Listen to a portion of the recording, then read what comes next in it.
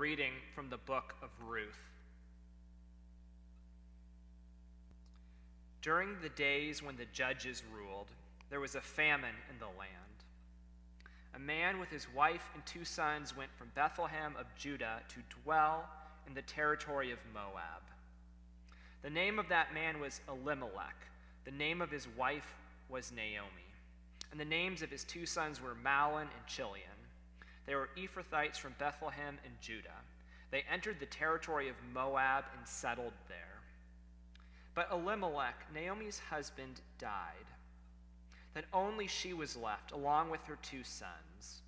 They took wives for themselves, Moabite women. The name of the first was Orpah, and the name of the second was Ruth. And they lived there for about 10 years. But both of the sons, Mahlon and Chilion, also died. Only the woman was left, without her 2 children and without her husband. Then she arose along with her daughters-in-law to return from the field of Moab, because while in the territory of Moab, she heard that the Lord had paid attention to his people by providing food for them. She left the place where she had been, and her 2 daughters-in-law went with her. They went along the road to return to the land of Judah. Naomi said to her daughters-in-law, "Go, turn back, each of you to the household of your mother. May the Lord deal faithfully with you, just as you have done with the dead and with me. May the Lord provide for you so that you may find security, each woman in the household of her husband." Then she kissed them, and they lifted up their voices and wept. But they said to her, "No, instead we will return with you to your people." Naomi replied, "Turn back, my daughters. Why will you go with me? Will there again be my sons in my womb, that they would be husbands for you? Turn back, my daughters, go. I am too old for a husband. If I were to say that I have hope, even if I had a husband tonight, and even more, if I were to bear sons, would you wait until they grow up? Would you refrain from having a husband? No, my daughters. This is more bitter for me than for you, since the Lord's will has come out against me." Then they lifted up their voices and wept again. Orpah kissed her mother-in-law, but Ruth stayed with her. Naomi said, "Look, your sister-in-law is returning to her people and to her gods. Turn back after your sister-in-law." But Ruth replied, "Don't urge me to abandon you, to turn back from following after you. Where you go, I will go, and wherever you stay, I will stay. Your people will be my people, and your God will be my God. Wherever you die, I will die, and there I will be buried. May the Lord do this to me, and more so if even death separates me from you." When Naomi saw that Ruth was determined to go with her, she stopped speaking to her about it. So, I chose to preach on the story of Ruth for Confirmation Sunday, thinking I would be delivering a charge to our 12 confirmation students this year, reminding them, be like Ruth to Naomi each and every day when you tell God, wherever you go, I will go. And wherever you stay, I will stay.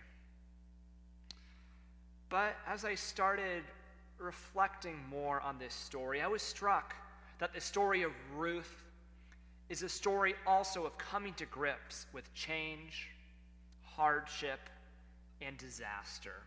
It's a story of times like these. You see, the Bible doesn't have stories about pandemics like COVID, but it has many stories of famine. When famine hit the land of Moab where Naomi and Ruth lived, it turned their lives upside down.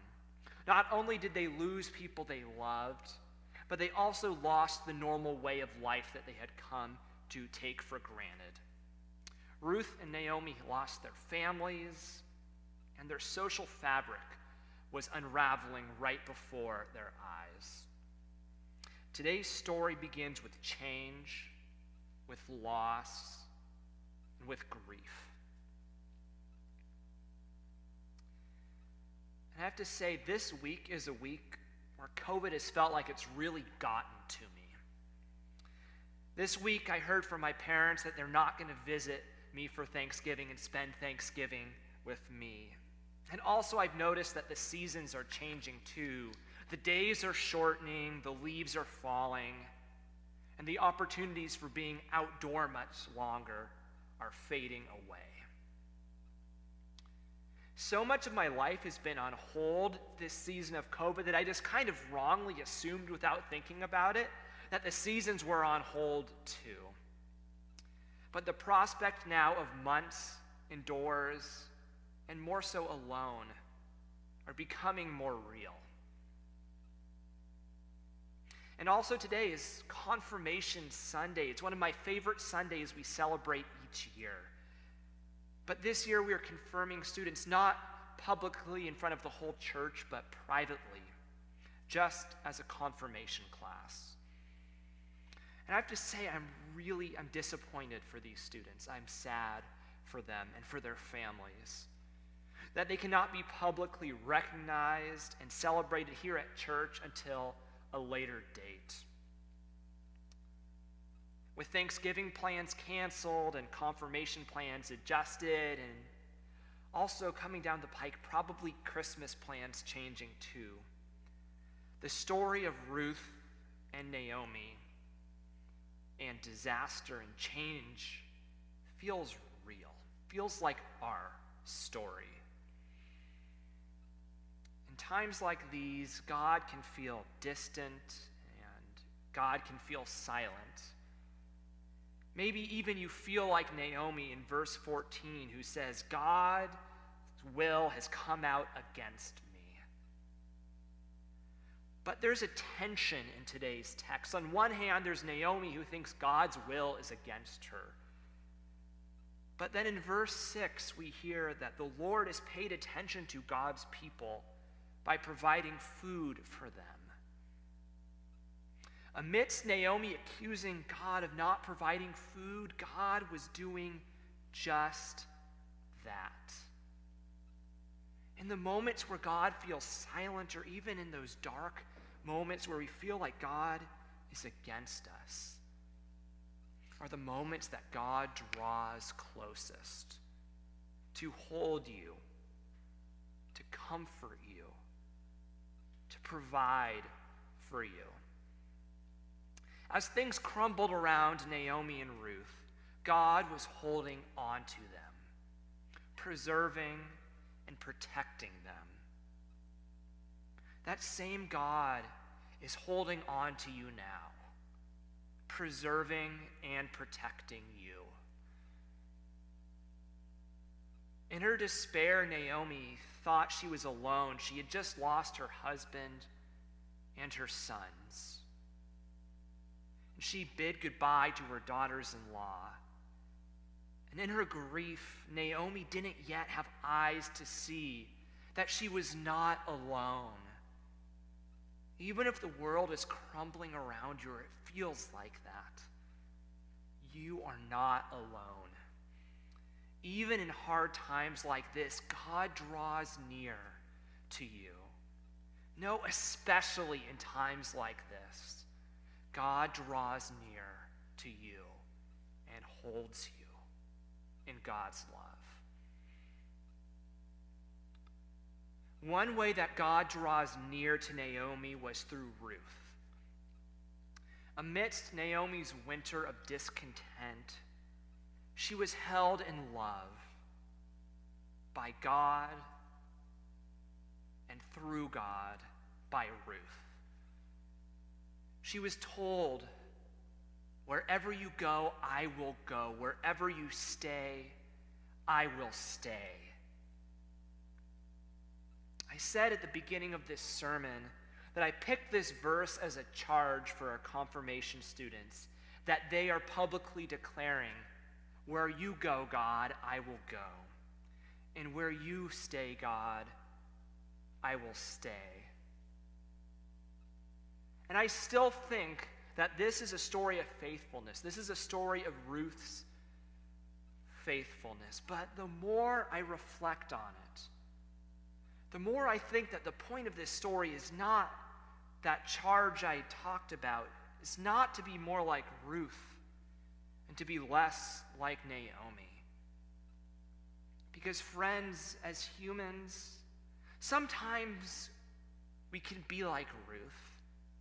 And other times, whether we like it or not, we just feel like Naomi.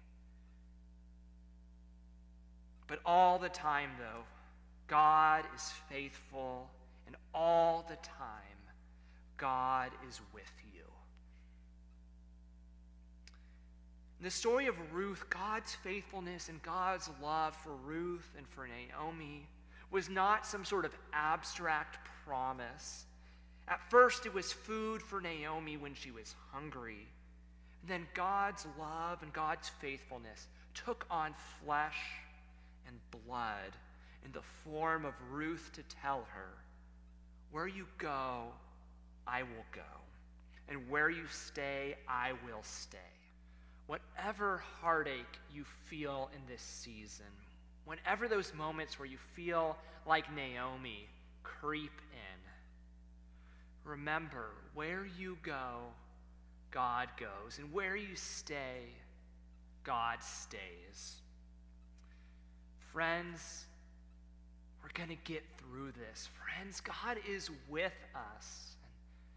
God is going to bring us through this. For this, thanks be to God. Amen.